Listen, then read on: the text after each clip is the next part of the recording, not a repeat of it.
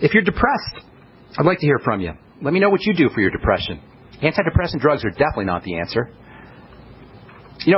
For a long time, psychiatry, the study of mental health, was considered kind of the ugly stepchild, if that's an acceptable metaphor, of medicine. Doctors didn't really think psychiatrists really did anything because there's no way to really assess a psychiatric issue from a biochemical perspective. There's no tests for depression. There's no tests for mental health issues. There's no antibodies for depression. There's no biochemicals in the blood that are increased or decreased when you're depressed. There's no real markers for depression. So psychiatrists just use their own opinion on depression. Psychiatry is the diagnoses that you get from a psychiatrist are based on just the psychiatrist's opinion.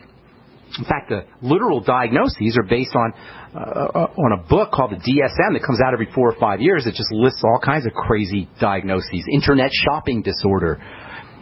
There's a disease called, according to the DSM, the Diagnostic and Statistics Manual, the book of diagnosis for psychiatry. There's actually a diagnosis that you can get called opposition defiance disorder. That's right, opposition defiance disorder, which is described as or defined as the resistance to authority, obstinate resistance to authority. All right, you can get medicated for that. You can bill your insurance company for that. You can actually go get psychiatric treatment for being for supposedly having opposition defiance disorder, internet shopping disorder, internet surfing disorder. These are real diseases. ADHD, attention deficit disorder, which I'll assume is a real health issue, didn't exist 30 years ago. It was made up.